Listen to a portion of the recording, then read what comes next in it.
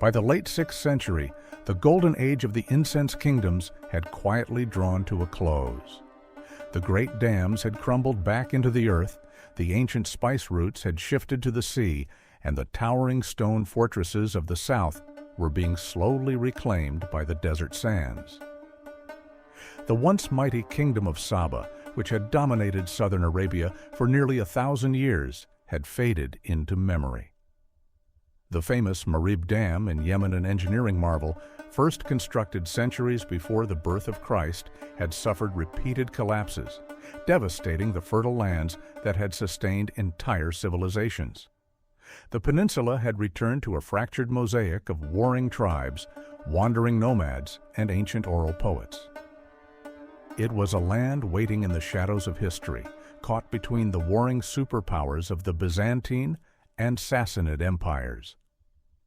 But in the thin, dry air of the western mountains, a voice was about to emerge that would shatter this isolation, unify the desert, and ignite a global revolution.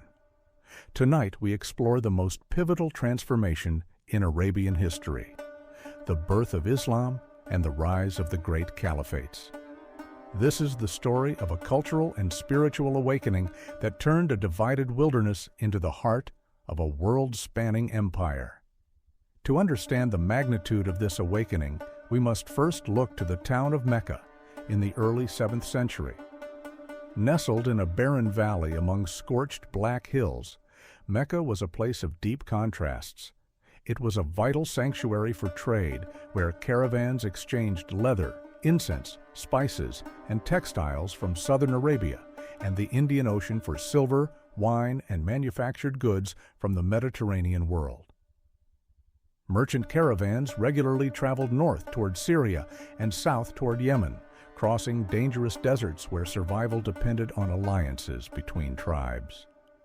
At its center stood the Kaaba, a simple cube-shaped shrine of gray stone that housed the idols of hundreds of different desert tribes. Some traditions claimed the shrine had ancient origins, stretching back to Abraham and Ishmael, while others connected it to far older Arabian religious customs. Every year, a sacred truce allowed these often warring clans to lay down their weapons, enter the city, and participate in the annual pilgrimage fairs. Poets recited verses before massive crowds, merchants negotiated trade agreements, and tribal leaders forged fragile alliances beneath the desert sun. This was a society ruled not by kings or written laws, but by the unyielding code of tribal honor, where a man's survival depended entirely on the strength of his kindred bloodlines. Into this world of commerce, tribal rivalry, and polytheistic tradition, a man named Muhammad was born around the year 570, a date remembered in Islamic tradition as the year of the elephant. According to later accounts, this was the same year an army from Yemen led by Abraha attempted to attack Mecca with war elephants, but failed before reaching the sanctuary. Muhammad grew up as an orphan after losing both his parents at a young age. He was raised first by his grandfather Abd al-Muttalib and later by his uncle Abu Talib, a respected leader of the Quraysh tribe. As a young man, he traveled widely along caravan routes into Syria and Arabia, witnessing firsthand the cultures, religions, and politics of the surrounding world.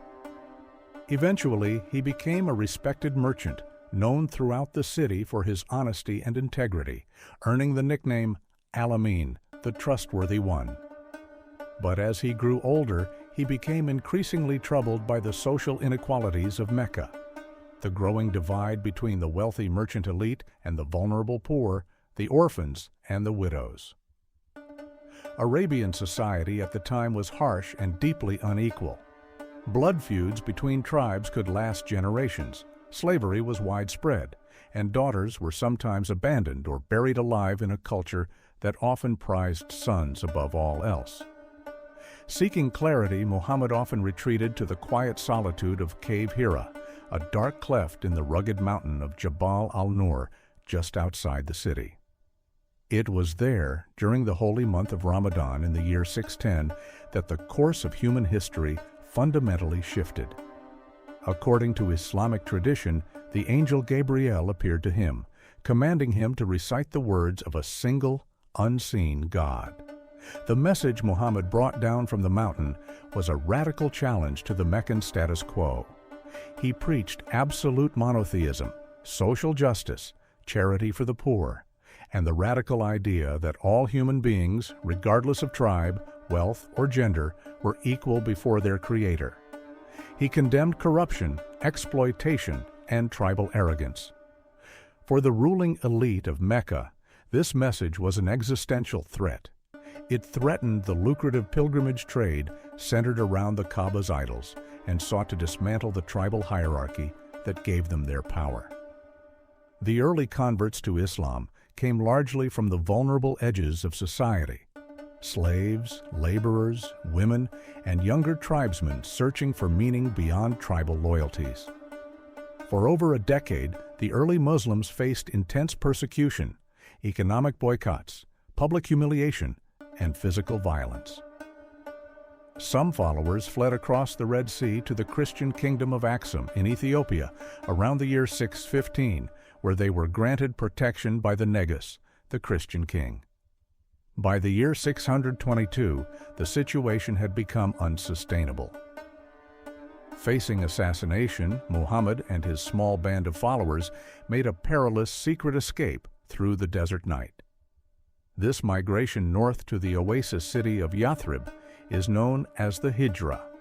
It was a moment so profound that it marks the absolute beginning of the Islamic calendar. Yathrib would soon be renamed Medina, the city of the Prophet.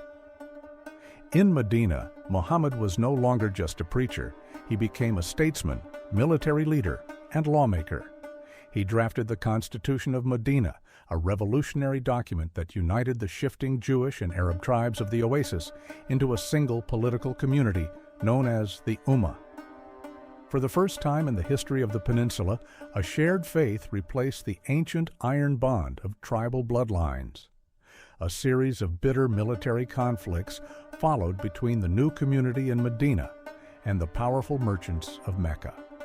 Battalions clashed in the desert sands at Badr in 624, where a vastly outnumbered Muslim force achieved a shocking victory that electrified Arabia.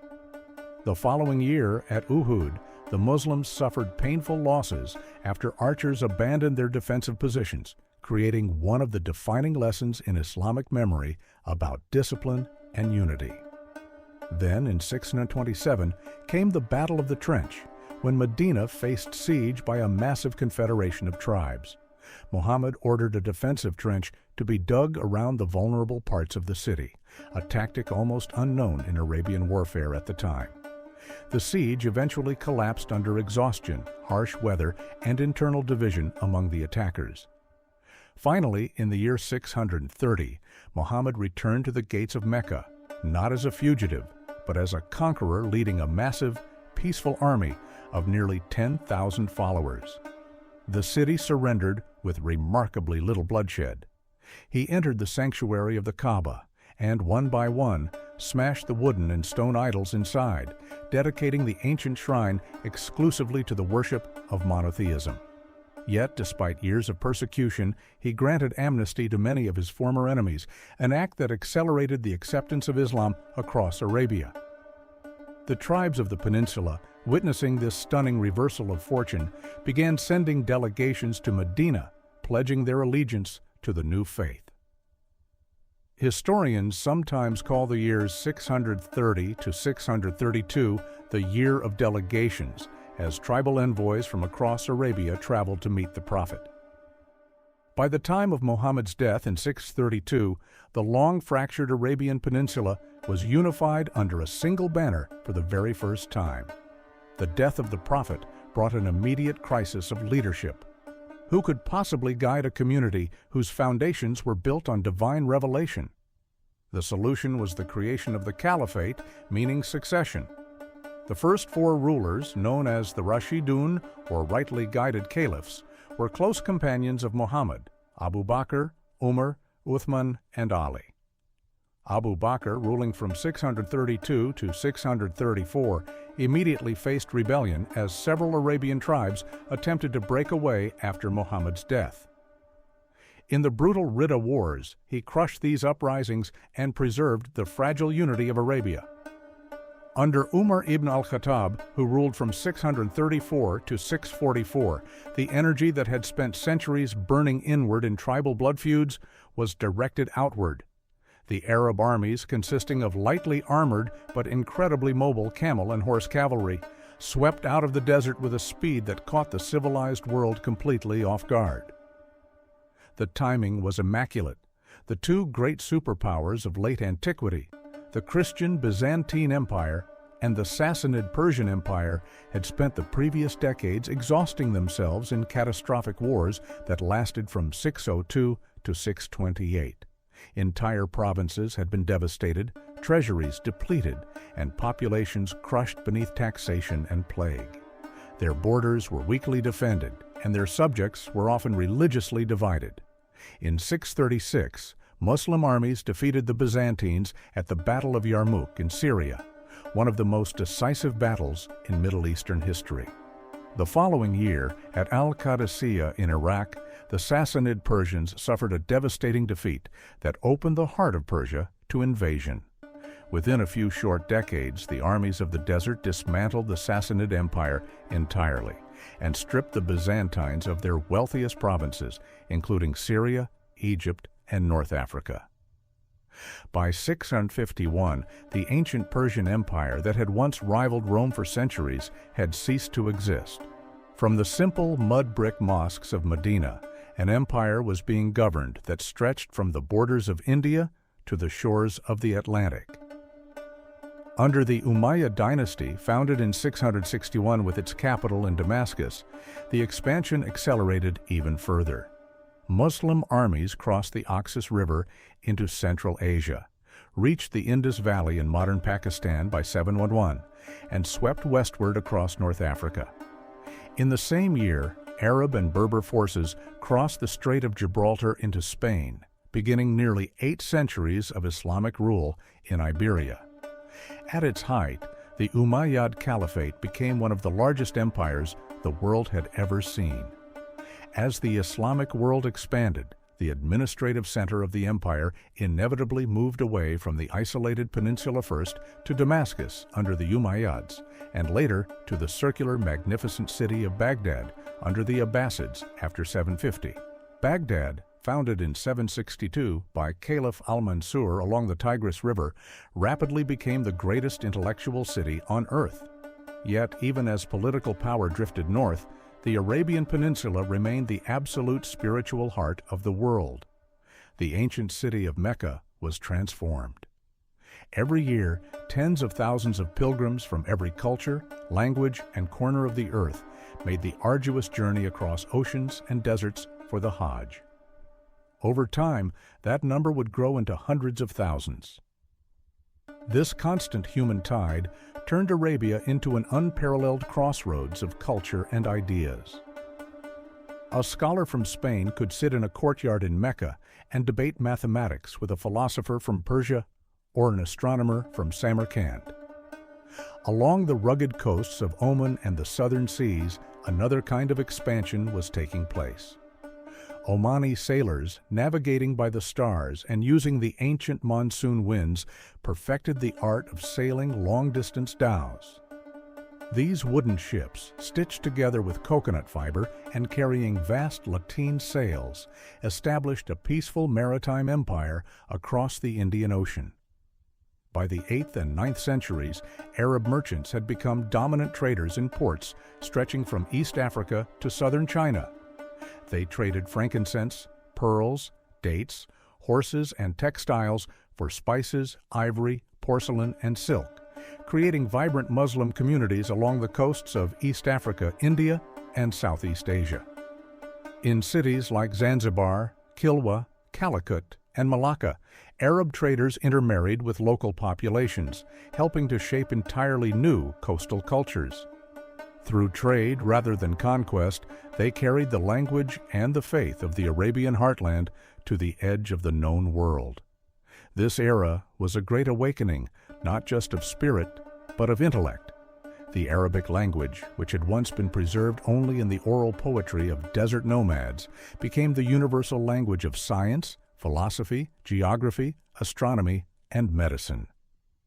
During the Abbasid Golden Age, between the 8th and 13th centuries, scholars in Baghdad translated the lost works of ancient Greece, Persia, and India into Arabic.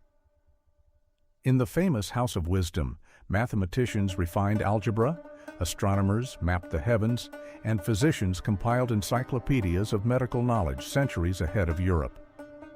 The traditional emphasis on literacy required to read the sacred texts sparked a massive renaissance of learning. Paper-making technology, learned from China after the Battle of Talas in 751, spread rapidly across the Islamic world, fueling an explosion of books, libraries, and scholarship. It was the preservation and expansion of this heritage that would eventually help pull Europe out of its own cultural winter during the Renaissance. As the centuries rolled on, the great empires of Damascus and Baghdad would fragment beneath civil wars, invasions, and dynastic struggles.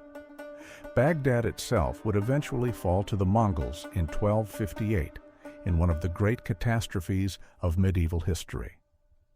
Yet the spiritual and cultural foundation laid down in the 7th century remained unshakable. The Arabian Peninsula had shown the world that the desert was not an empty void, but a crucible capable of forging a message that could unite humanity across continents.